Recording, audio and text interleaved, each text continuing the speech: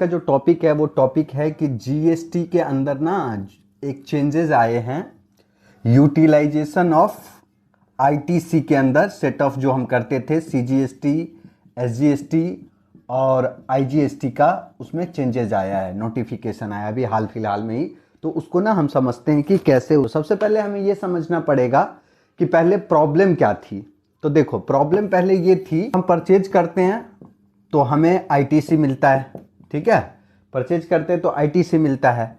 अब क्या होता है कि जब हम इंटर स्टेट परचेज करते हैं ना तो हमें मिलता है आईजीएसटी, ठीक है, क्योंकि हम इंटर स्टेट परचेज पर क्या करते हैं, आईजीएसटी देते हैं। और जब हम इंट्रा स्टेट परचेज करते हैं, इंट्रा स्टेट मतलब विद इन द स्टेट में, मतलब दिल्ली का बंदा है जो करोल बाग से परचेज किया, तो उस केस में क्या करते हैं हम, सीजीएसटी प्लस एसजीएसटी का हमें आईटीसी मिलता है, ठीक है। लेकिन इसमें प्रॉब्लम क्या थी पहले कि जैसे कि मान लो आईजीएसटी का जो सेटअप है ना, मान लो कि आईजीएसटी का 80,000 का टैक्स बना, ठीक है, लेकिन 80,000 का टैक्स बना और आईजीएसटी का जो आईटीसी है वो बस 30,000 रुपए है, ठीक है। तो ये और मान लो कि ये 40,000 रुपए सीजीएसटी का हमारे पास था वो आईटीसी, और 40,000 रुपए था एसजीएसटी का, ठीक है। तो इसका था, तो हम क्या करेंगे कि ये 50,000 रुपए जो है ना, ये 50,000 रुपए हम क्या करते थे कि पहले सीजीएसटी से ही लेने का रूल था। पहले जो रूल था वो सीजीएसटी से ही रूल था, मतलब ये एसजीएसटी में जो आईटीसी बचा हुआ ना, हम मान के चल रहे हैं कि सीजीएसटी की लायबिलिटी 0 थी, हम ऐसा मान के चल रहे हैं। तो पूरा का पूरा ये बचा हुआ है, तो ये 40 का 40 इसको यूज कर सकते हैं। और फिर जो 10 बचा वो हम एसजीएसटी के लिए, मतलब आईजीएसटी को पेमेंट करने के लिए हम यूज तो करेंगे सीजीएसटी भी और एसजीएसटी भी, लेकिन पहले सीजीएसटी करेंगे, ये प्रॉब्लम थी। तो यही नोटिफिकेशन आया है कि अब आप किसी भी कॉर्पोरेशन में चेंजेस कर सकते हो, मतलब आईटीसी ले सकते हो।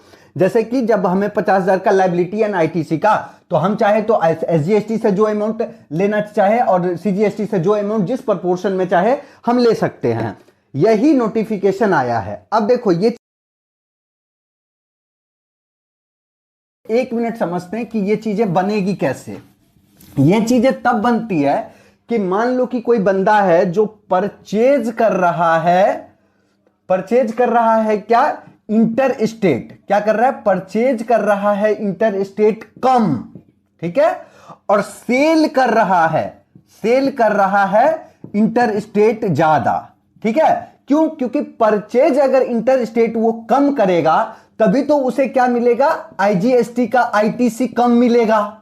और जब वो सेल कर रहा है इंटर स्टेट ज्यादा, तभी तो उसे क्या होता है, आउटपुट लायबिलिटी जो है वो आईजीएसटी का वो बन रहा है ज्यादा। देखो ये सारे क्वेश्चन ना तभी आ रहे हैं जब परचेज इंटर स्टेट कर रहे क्या, कम, और सेल इंटर स्टेट कर रहे ज्यादा, और उल्टा इसका वाइसे वर्सा समझो कि परचेज जो है ना वो इंट्रा स्टेट, वो क्लाइंट, वो कंपनी जिसका आप जीएसटी रिटर्न फाइल कर रहे हो, वो परचेज कर रहा है क्या, ज्यादा कर रहा है इंट्रा स्टेट, और सेल ज्यादा कर रहा है वो इंटर स्टेट, तभी तो उसकी क्या हो रही है, आईजीएसटी की लायबिलिटी ज्यादा बन रही है। और सीजीएसटी और एसजीएसटी का क्या हो रहा है, उसके पास इनपुट ज्यादा हो रहा है। मतलब बात को समझो, आईजीएसटी की लायबिलिटी ज्यादा हो रही है और सीजीएसटी और एसजीएसटी का इनपुट ज्यादा हो रहा है, ठीक है।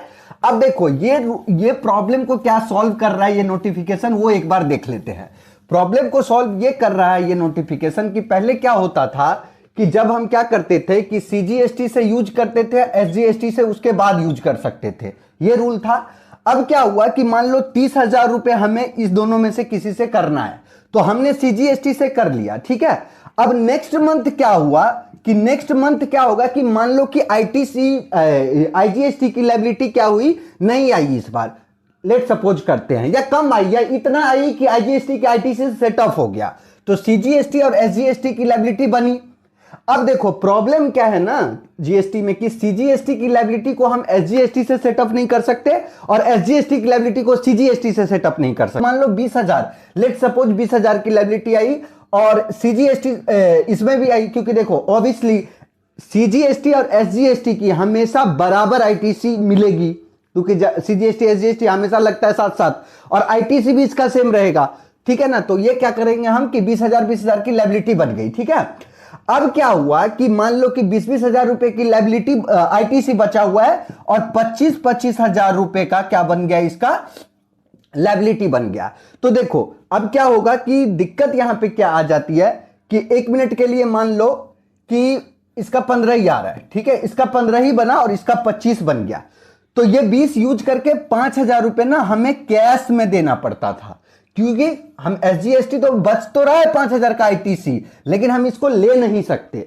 यही प्रॉब्लम को सॉल्व करने के लिए ये नोटिफिकेशन आया है कि अब आपको जो मर्जी है वो ले सकते हो, जितना मर्जी, जितना प्रोपोर्शन में मर्जी हो उतना ले सकते हैं।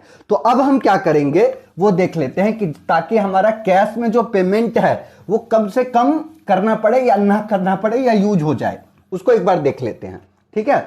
तो अब हम क्या करते हैं कि पहले हम दिमाग लगाएंगे, पहले देखेंगे कि आईजीएसटी में सबसे पहले तो क्या हो, आईजीएसटी का आईटीसी होना चाहिए कम और लायबिलिटी होनी चाहिए ज्यादा, तभी तो जाएंगे ना हम एसजीएसटी और सीजीएसटी की तरफ, ठीक है।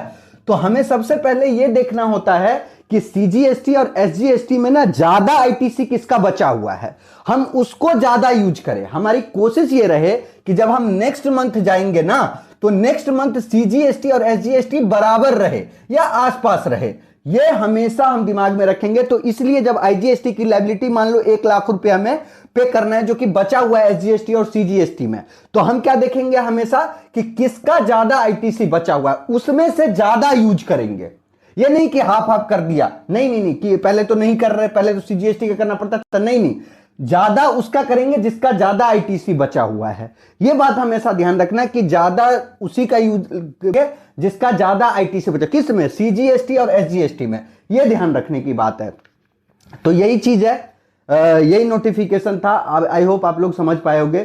Thank you so much. इसी तरीके की वीडियोस आती रहेंगी मेरे चैनल पे, जीएसटी से रिलेटेड, इनकम टैक्स से रिलेटेड, अकाउंटिंग से रिलेटेड, इन्वेस्टमेंट से रिलेटेड, जिस टीडीएस से रिलेटेड, जो भी अकाउंट और फाइनेंस के जितने भी कोर है वो सब चीज कवर होगा।